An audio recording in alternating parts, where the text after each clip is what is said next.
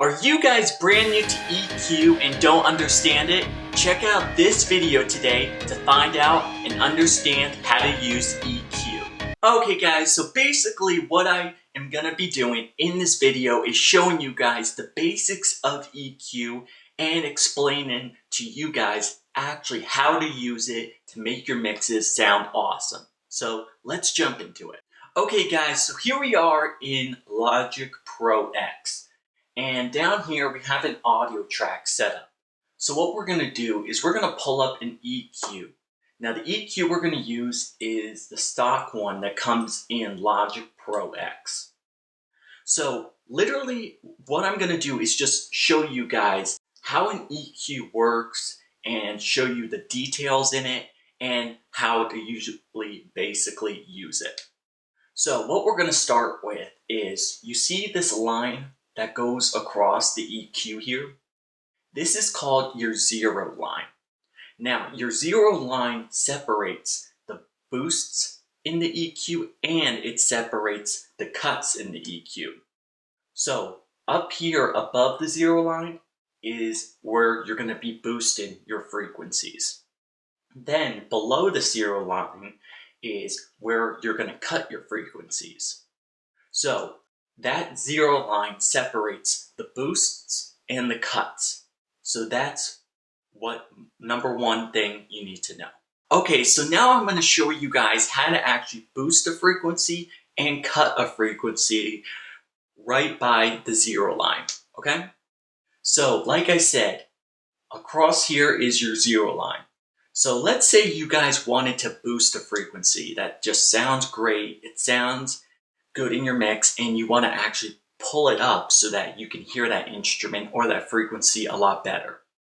What you would do is you would grab a band here, and what you would do is, and since this is your zero line going across, you would find the frequency, boost it, and now that's how you're going to boost a frequency to make it pop through the mix more. Okay?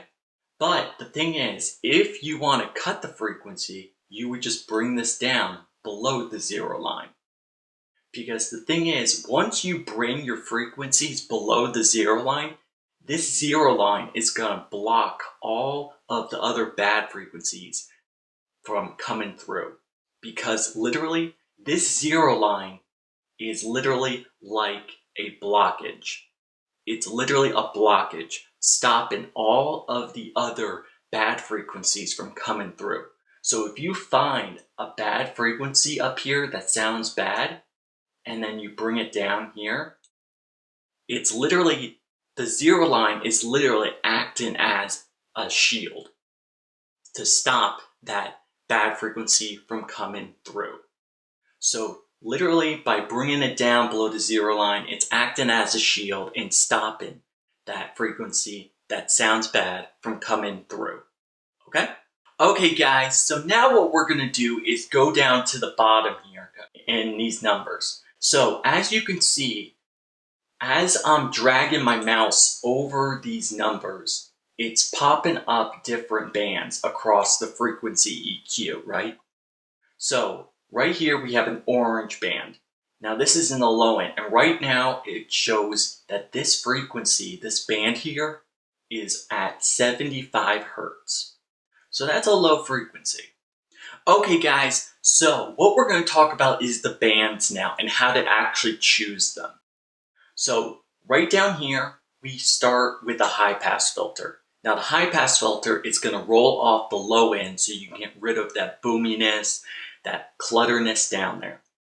So you choose one of these, and these are your bands you can pick. So you can either turn them off or you can turn them on. So if I wanted a high pass filter, I would go right here in the low end, which is down here, and then I could sweep this over. If I want to turn it off, I could turn it off. So these allow you to pick a band to actually use as a frequency.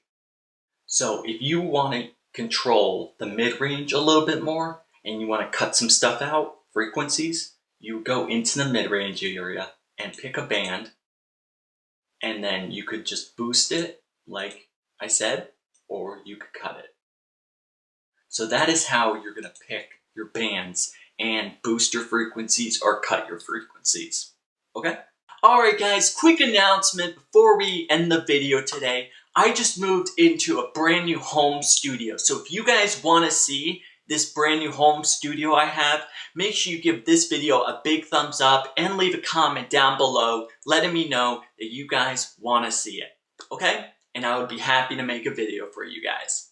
And if you guys haven't yet, make sure you hit that subscribe button down below for more mixing and more recording tutorials on Golden Productions so you guys can learn how to make your mixes sound awesome in your home recording studios.